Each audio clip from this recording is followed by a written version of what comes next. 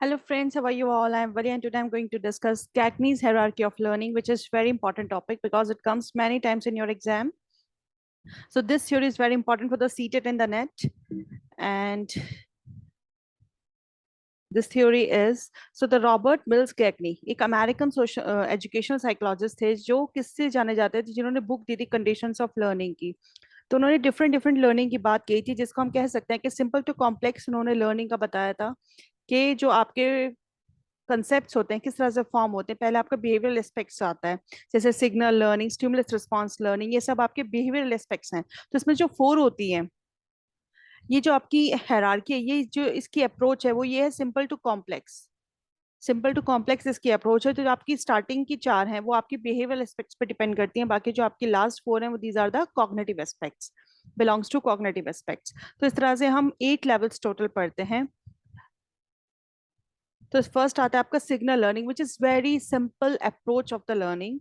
ये आता है आपका stimulus response learning and the psychomotor connection learning, verbal association learning, multiple discrimination learning. की बच्चा जब सीख जाता है तो वो कैसे चीजों के अंदर डिस्क्रिमिनेट कर सकता है लर्निंग में, कंसेप्ट फॉर्म होना, चेन लर्निंग, रूल लर्निंग भी इसको हम बोलते हैं, principle learning, and this is called problem solving. जब आप ये सारी स्किल सीख जाते हैं तब आपकी सबसे हाईएस्ट हायरार्की आती है प्रॉब्लम सॉल्विंग। दैट मीन्स कि आप अब चीजों को लेकर डिसाइड कर सकते हैं, आपके अंदर डिसीजन पावर आ गई है, क्रिटिकल थिंकिंग आपकी डेवलप हो गई है।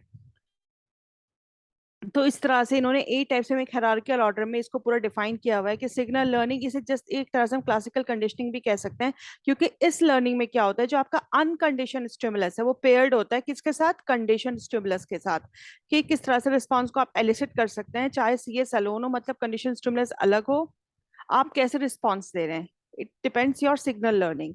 ठीक है, एसआर लर्निंग, जिसको हम इंस्ट्रूमेंटल लर्निंग भी कहते हैं। इस काइंड ऑफ लर्निंग में आप क्या करते हैं, एक्सपेरिमेंटर क्या करता है कि वो वेट करता है कि कब वो इस रिस्पॉन्स को एमिट करेगा, ठीक है, और कब वो उसको अप्रोक्सीमेट करके कैसे उसको रीइंफोर्स कर सकता है। चेन लर्निंग, जब आप स्टिमुलस रिस्पॉन्स, मतलब आपके पास स्टिमुलस प्रेजेंट किया जा रहा है, आप रिस्पॉन्ड करें, एक चेन बन गई, एक सीक्वेंस बन गया है आपका, कनेक्शन बन गया इंडिविजुअल के साथ। वर्बल एसोसिएट लर्निंग, ये कनेक्शंस होता है mediating between each verbal unit and the next must have been. मतलब बच्चे ने पहले क्या याद किया हुआ है, प्रीवियसली लर्न के बीच में, और वर्बल एसोसिएट लर्निंग के पहले क्या याद किया और आज क्या बच्चा सीख रहा है, दोनों के बीच में एक इंटरकनेक्शन बन जाता है।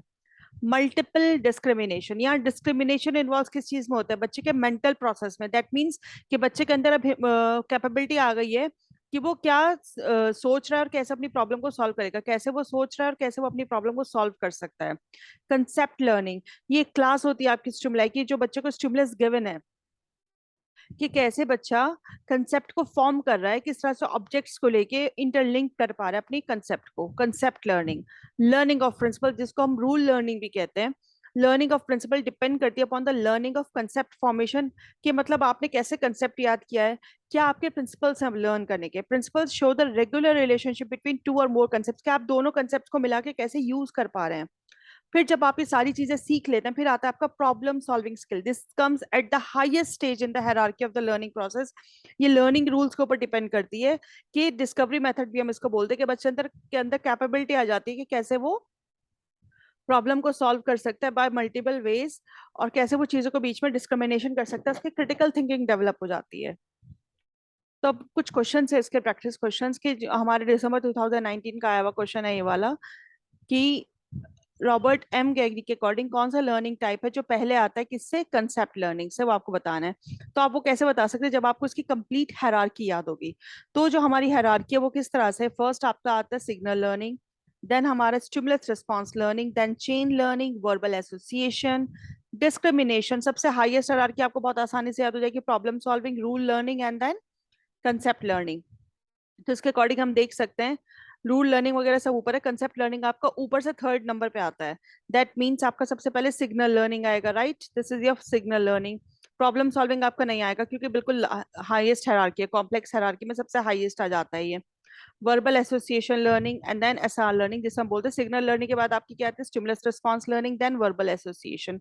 तो B D and E, it's your correct answer.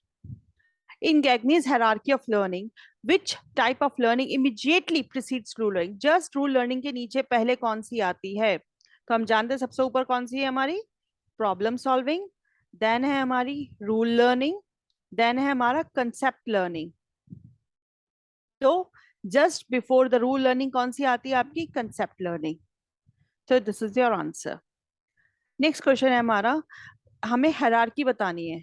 हमें ये सब पॉइंट्स गिवन है, तो हमें पता है कि सबसे नीचे सिंपल टू कॉम्प्लेक्स अगर हम चलते हैं तो सिग्नल लर्निंग आता है पहले, देन आता है आपका SR learning, that means first and the fifth. First and fifth आपका यहाँ आ रहा है फर्स्ट ऑप्शन में। ठीक है, फिर हमें पता है सिग्नल लर्निंग, एसआर लर्निंग, उसके बाद आता है हमारा चेन लर्निंग। ठीक है, चेन लर्निंग के बाद आता है आपका, अकॉर्डिंग टू अगर हम इसके देखते हैं तो कंसेप्ट लर्निंग आ रहा है। वैसे क्या आता है हमारा? चेन लर्निंग के बाद verbal association, but verbal association इन्होंने नहीं दिया, डिस्क्रिमिनेशन इन्होंने नहीं दिया, डायरेक्ट कंसेप्ट लर्निंग दिया है। ठीक है, तो उसके बाद हमारा आ गया कंसेप्ट लर्निंग। कंसेप्ट लर्निंग के बाद आता है हमारा रूल लर्निंग एंड फिर आता है हमारा प्रॉब्लम सॉल्विंग, वो भी इन्होंने नहीं दिया। ठीक है, तो उसके अकॉर्डिंग हम देख सकते हैं सिग्नल एसआर। ठीक है, first signal then SR then आपका चेन लर्निंग देन आपका आता है concept learning and the last one is the rule learning. ये तो this is your answer. So in Gagne's hierarchy theory of learning, what is the first stage of learning? First stage of learning कौन सी आती है आपकी? Problem solving यहाँ given ही नहीं है, दैट मीन्स आपको सिंपल टू कॉम्प्लेक्स आंसर देना है। अब सिंपल टू कॉम्प्लेक्स में क्या आता है आपका? फर्स्ट की आती है signal learning. So signal learning it's your answer. अगर वो हाईएस्ट पूछता तो आपकी प्रॉब्लम सॉल्विंग आती। आपको बताना है एक Gagne's hierarchy of learning, which type of learning immediately just rule learning से पहले कौन सी लर्निंग आती है आपकी? Concept learning. और रूल लर्निंग के बाद आपकी कौन सी आती है? Problem solving. तो ये पता होना चाहिए। So thank you friends for your attention. ये आपका एक छोटा सा टॉपिक था लेकिन बहुत इंपॉर्टेंट टॉपिक है क्योंकि इसकी हायरार्की पूछी जाती है, तो इसलिए मैंने हायरार्की से रिलेटेड क्वेश्चंस आपको कराए ताकि आपको किसी तरह का कोई कंफ्यूजन ना हो। सो thank you friends for your attention. Stay blessed, enjoy learning.